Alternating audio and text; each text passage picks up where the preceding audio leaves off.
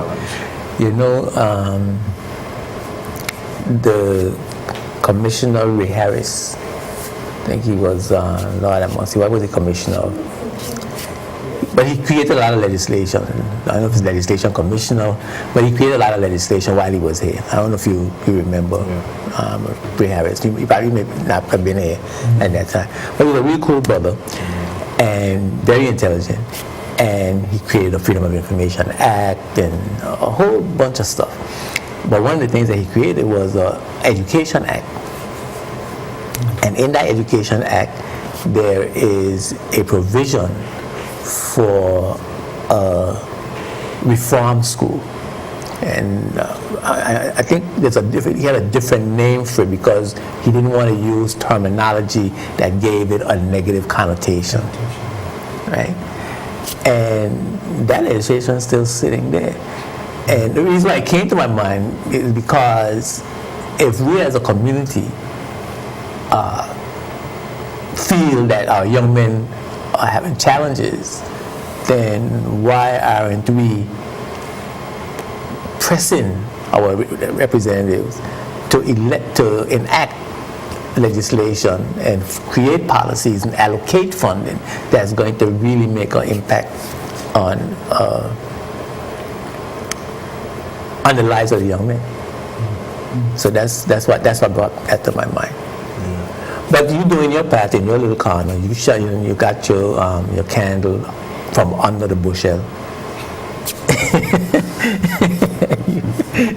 That's a good way to put it. That's on the spotlight, right? Yeah. Yeah. You on the spotlight. That's right. You amplify your candle, right? So you have the conference coming up, and that's coming up this Friday and Saturday. Correct. That's coming. And you got a theme. Yeah. Save the Seed. And of course, it's really apropos, Save the Seed, because I guess we need to save the seed. So let's talk about that, because I want to get that out of the way so we can get to the good stuff, you know. But let's talk, who invited to the conference, and let's talk about the conference. Well, we're going to start on Friday, as you mentioned, September the 1st at 6 p.m. We'll be gathering at the Norloyd Positive Action Movement Park. And we'll have local motivational speakers there, such as James Todman Sr. We'll have Shane Winter. We have Honorable Ronnie W. Skelton, and also Jason Fonseca, just to all the men to get together, kind of a meet and greet, and begin the process of understanding what's going on with our men in the territory. And then on Saturday, we'll have registration at 8 o'clock, and then we'll have the sessions from 9 to 4. We have a lot of different local presenters. We'll talk about very interesting subjects like being a man, what does that mean, relationships, dating, sex, every man's battle, because men, we have issue with money and sex. We'll talk about those things. Economic empowerment, business leadership, and men's health.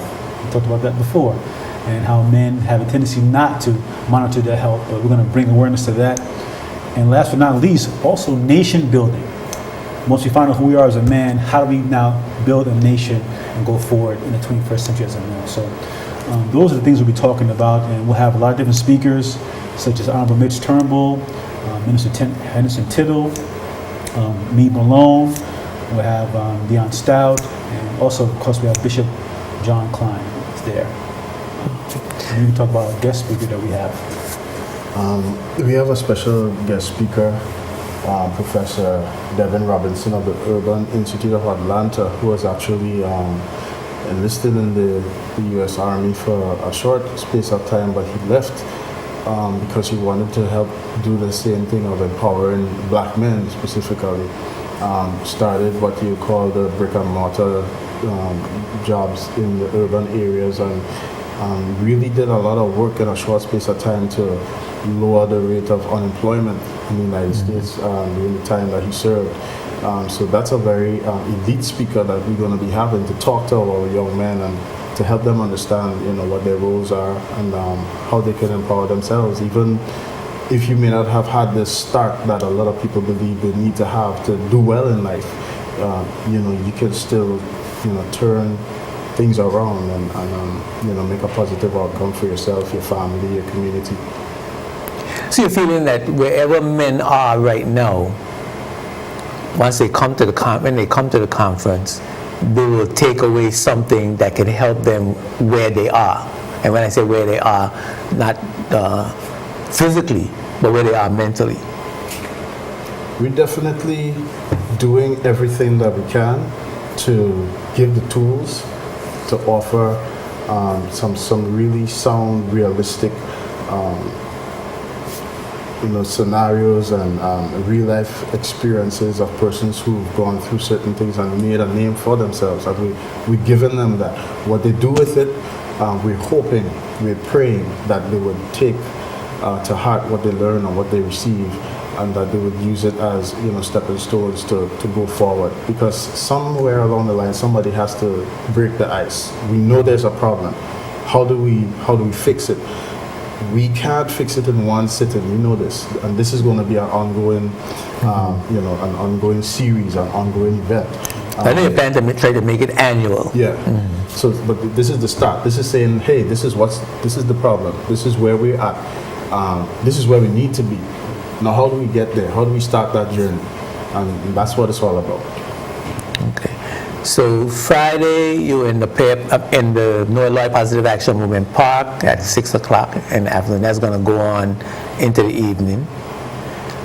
There'll be registration. You had some registration last Friday. Last Saturday. Correct. And that went well. Well, yes. Okay, so you got some men lined up to come already, and so this Friday you're going to really get into some speakers, and of course James Hardman is one of our preeminent contractors in the territory.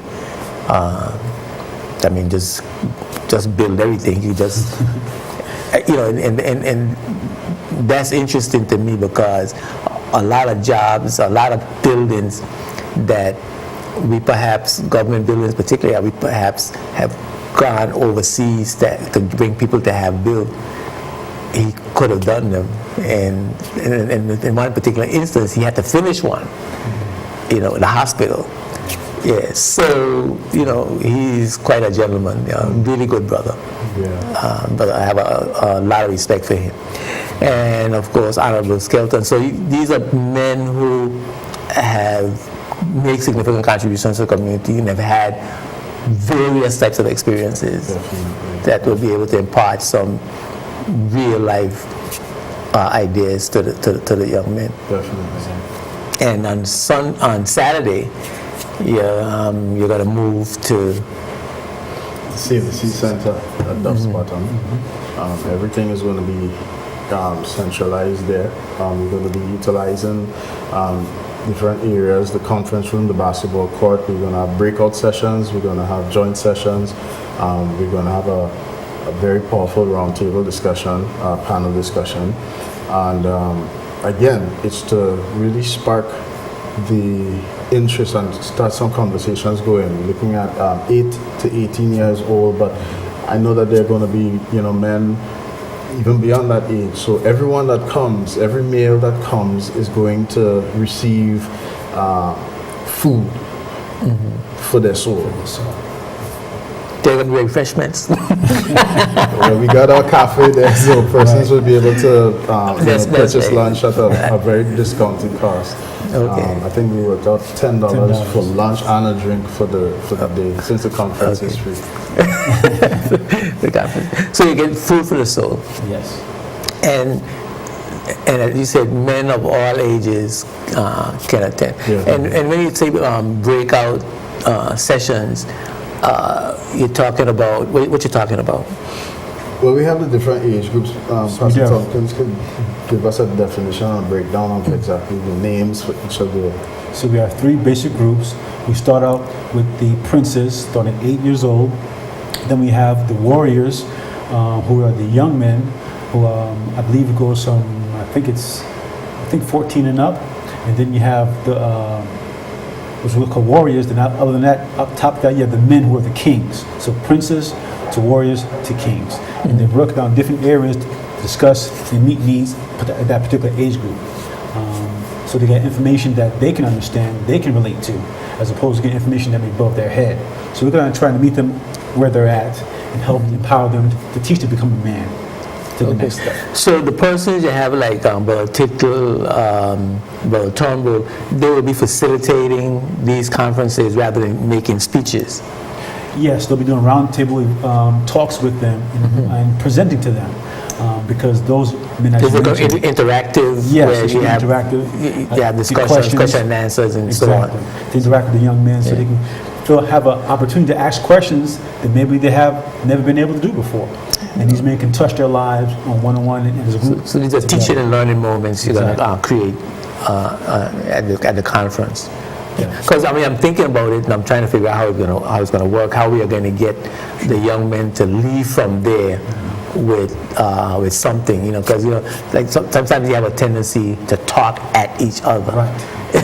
You know what I'm saying? Like if I come and give a speech, you fall asleep half the time, and then at the end, especially if you just finish eating. Right.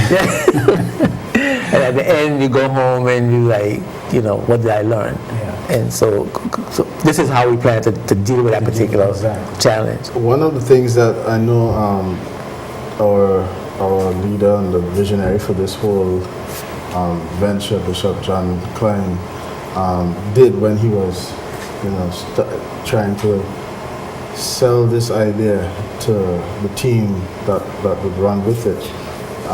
We were very careful in terms of who was chosen to do what. Who is the best person to deal with matters of health? Who's the best person to deal with, finance? Who's the best person to deal with economic empowerment, or how do we build a nation? How do we build a territory?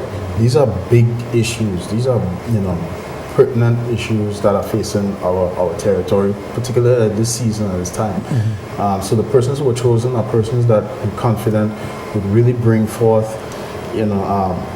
strong, powerful messages, and they would capture their attention. They would keep their attention. Again, it's up to the listeners, to take what they hear and to put it into practice in their life. Yeah, And that's why we're going to continue to do the program, because repetition is key.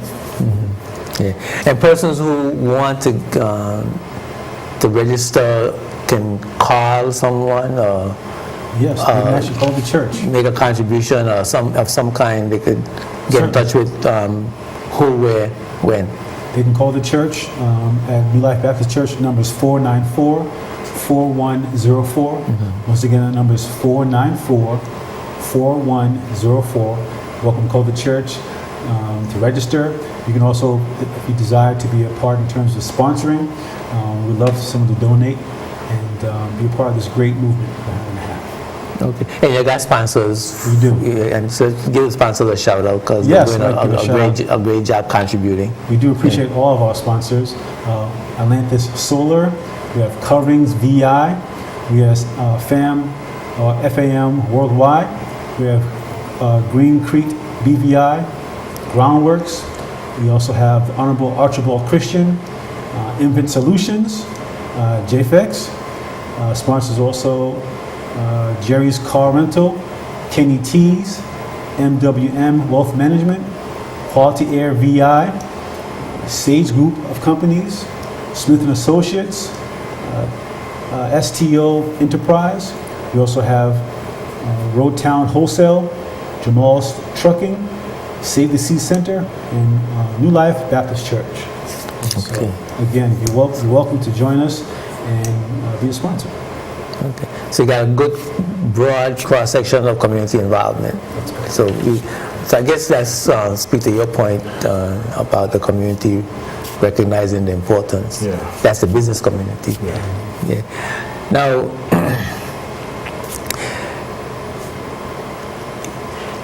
are you going to be talking to young people about basic things like hygiene? Because I'm hearing your topics, and I'm thinking to myself that, a lot of us, I mean, I don't want to talk too much about myself, but I learned to take care of myself much later than my teen years. And I learned things about taking care of myself that I didn't know I had to do. You know, I mean, you know, for example, you know, you take a bath, right? And you know, a shower, and you know, you shower, you soap down, you know, but the specific things that you have to do to be clean. You know, like you gotta clean your ears. You know, you know what I'm saying? You gotta rinse out your mouth. You know, there's a lot of things you gotta clean all your orifices. You know, all that kind of stuff. And you look. Sometimes you see young men. You know, you gotta cut your nails. There's some things, some hygiene things that young men particularly have to learn. Are we going to bring some basics up? Because a lot of the topics, you know, you're presuming that these men are at a certain level. And I'm just wondering about that. That's a great question. I do think, though, before we get to there, because that I think is like self-care or self-love, I think we're going to adjust the fact, do you even love yourself first? And then you understand that if I love and respect myself, then I'm conscious about, are my ears clean? Okay. You know, and my nails clean. So I think that may be part of the conversation, and I think that's a good idea. But I know, because I'm going to talk to some of the princes about relationships. I'm going to first start talking about, you know, how do you view yourself? You know, do you view yourself as being a good person or a bad person? Do you love yourself? And then based on that, then okay, now can I take care of myself? Then how do I interact with my neighbor based on how I love myself? So, but I think that's a valid point, you know, because some young men have been taught those things, they may not actually do them. Yeah, that's right. Right. So how do you get them to understand how important that is? Not only for themselves and their personal care, but how important that is for a relationship. you know what I'm saying? One of the presenters, as you heard, is Minister Henderson Tittle, who runs the Mayor program. Yes. Mentoring anointed leaders everywhere. We know that he has scores of young men that he mentors with his team and the mentees on a weekly basis. One of the things that he's going to be touching on, I'm sure, is the core values, and in that he teaches, you know, basic core values that we've forgotten, and one of those is respect. Yes. So, in keeping with what Pastor Tompkins is saying, I'm sure in his dialogue he'd be talking about that as well, in terms of, you know, if I respect myself, what does respecting myself look like? If I respect myself, then I could respect my fellow man. Respecting myself doesn't just have to do with the financial or the psychological. It has to do with my health as well. How do I conduct myself? If I'm not presenting myself in a certain way, it's going to affect my brother, it's going to affect my sister, and affect the persons around me. So I know that. And how does it affect you? And when you present yourself, how does it affect you? Yeah. Well, it may seem as if it's not affecting. Because it affects you. But also, you know, we talk a lot about loving yourself, and that's always an interesting statement to me. Okay. Loving yourself, because there's so much in that statement. Is it narcissism? You know, is it I don't know, homosexuality? You know, what does it mean? What does loving yourself mean to someone when they hear that phrase? How do you love yourself? And so, because I think that statement goes over a lot of people's heads. Interesting. Yeah. So you know, so I'm putting you on the spot here now, because I know that's your thing. Yeah, and, it you know, is. yeah, and I think the people will be interested. I'm interested. Sure. To know what that means, what loving yourself means. I think it has more to do with self-preservation, actually. Because if I want to survive, I'm going to protect myself. So I'm going to do whatever it takes to make sure that I survive. And part of that is actually having appreciation of what I'm made of, how God has created me, and understanding that. That's what that means, really. Because if I understand I'm made in the image of God, therefore I won't harm myself. And I'll make sure that I ensure that I won't harm other people because they're also made in the image of God. So it starts there. So I don't think it has to do with homosexuality or, things like that. I think it really means self-preservation, because if I hate myself, then I'm going to take myself out the picture. And I'm going to take out other people because I don't respect myself and I won't respect them. So that's how I view it. Okay. So we see that aspect of it manifesting in our young men in particular, well, both young men and black people generally. Yes. Yeah, because I think one of the things that came to me when we did Umoja was I don't interact with white people to that extent, but I don't see them having those similar problems as much as we do. Not to say that they don't have those same problems at all, self-love and insecurities, and perhaps they might even have them more than we do. But black men and black women, to me, we have a lot of those types of challenges where when you see us, our appearances, for example, which is the most obvious thing, we have, it seems to me, we have not accepted who God has created. Right. So that how that fits into your program. Well, historically speaking, you can't deny, the psychological effects of, enslavement, and how, from the very beginning, we're taught that how you look is not okay, and so that's passed on from generation to generation. Even years ago, there was a study of I can't think of the lady's name who had a study of. Had two different dolls. One was white, one was brown. And she asked different kids, which is the good doll, what's the bad doll? And a lot of kids, because of their self-hate, chose the white one, thinking that's good. So why is that? Because that's been passed on to them. And so we have not embraced who we are, and I think we come to a point we have to learn it's okay to embrace who we are. And in fact, it's a blessing to be who we are. Because there's more people in the world who like me than anything else.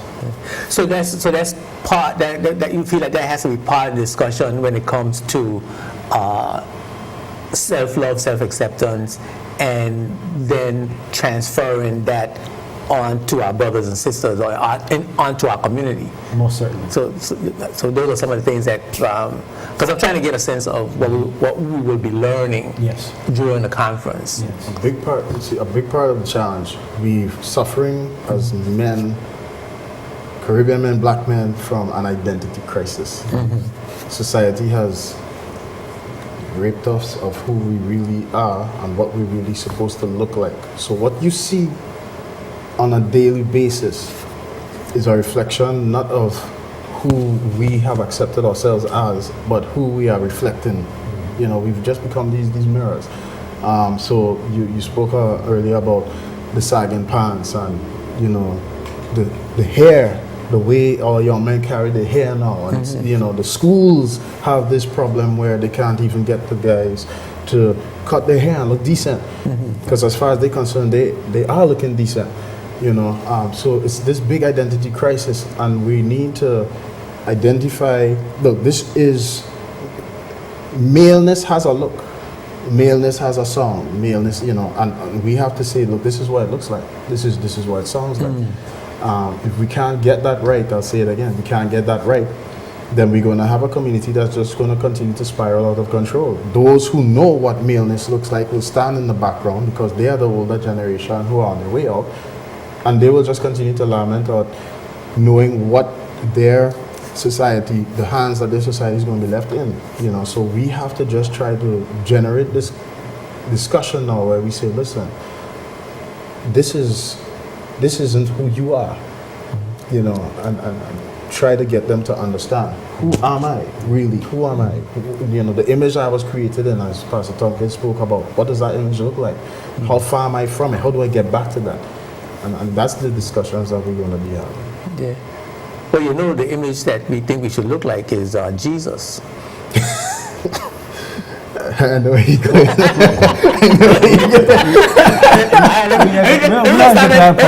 Stop there. The nice white Jesus with the blue eyes. Just like, we can say, what did he look like? But that's because one of the challenges that we face and you're going to face is what maleness, what maleness look like. Yeah. You know what I'm saying? How do we determine what maleness look like and which maleness are we going to emulate?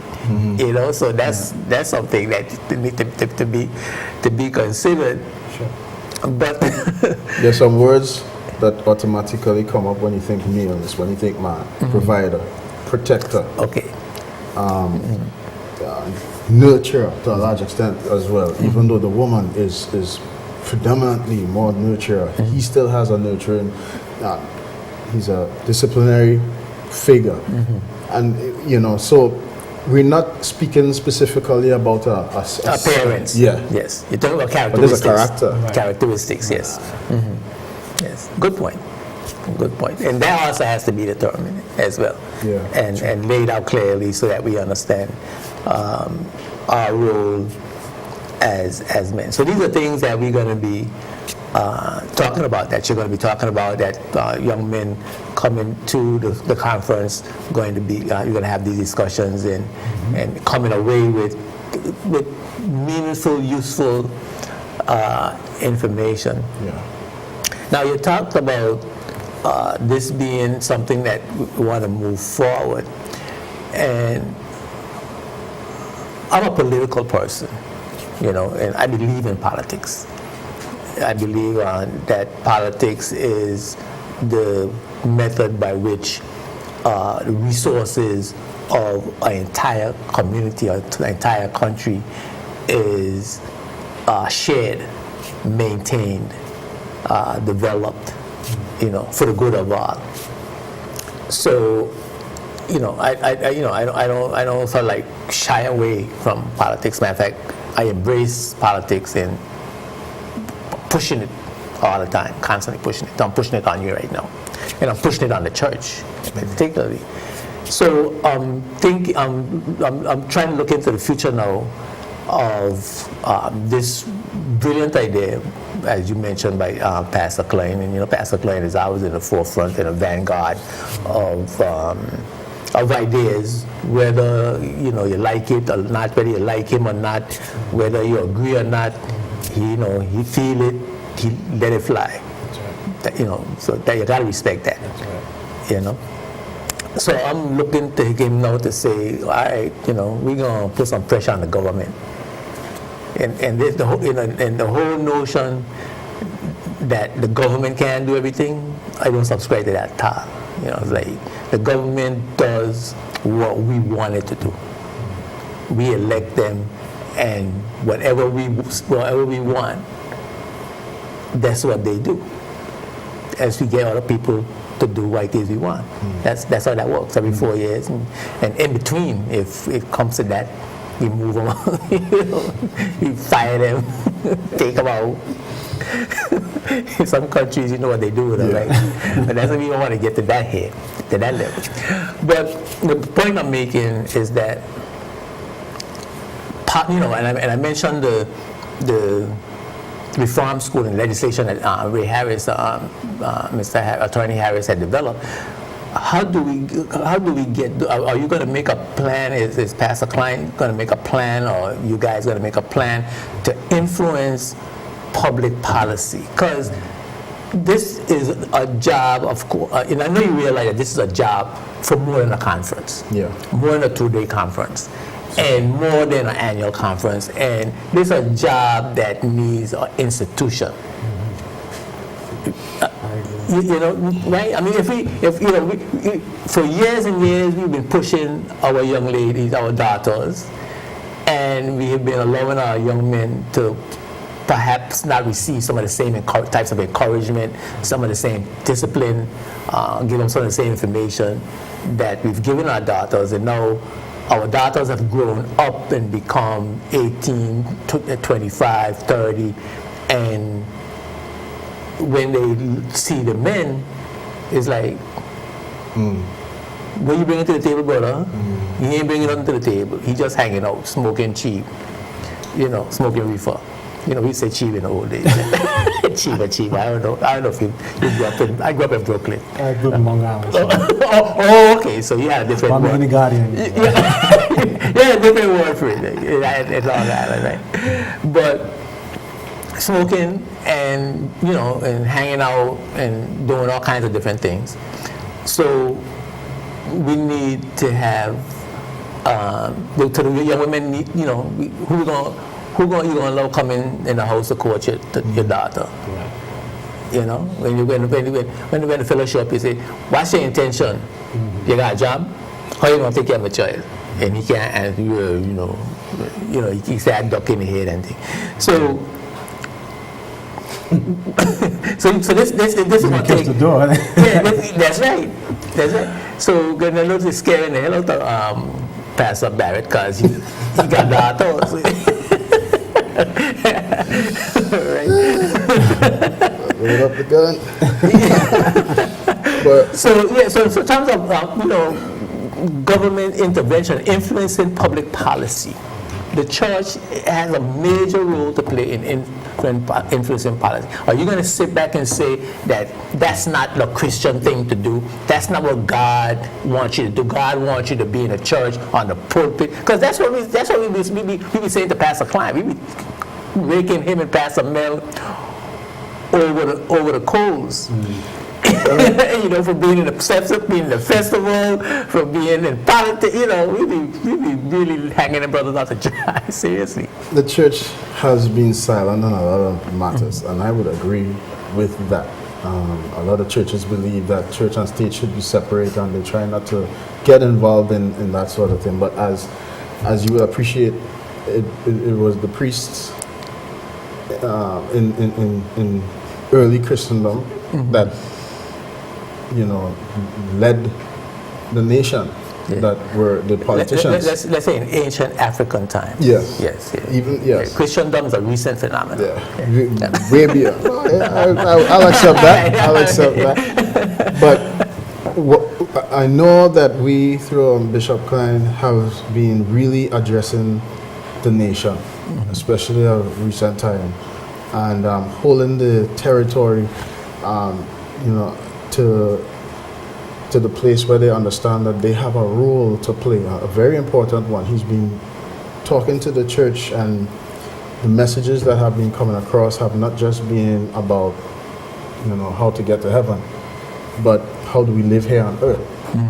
How do we lead? How do we develop ourselves? How do we build our nation? Nation building is at his core, is at his heart right now. And when he sees what's happening with the territory, you mentioned festival, and I talked about identity crisis and what have you.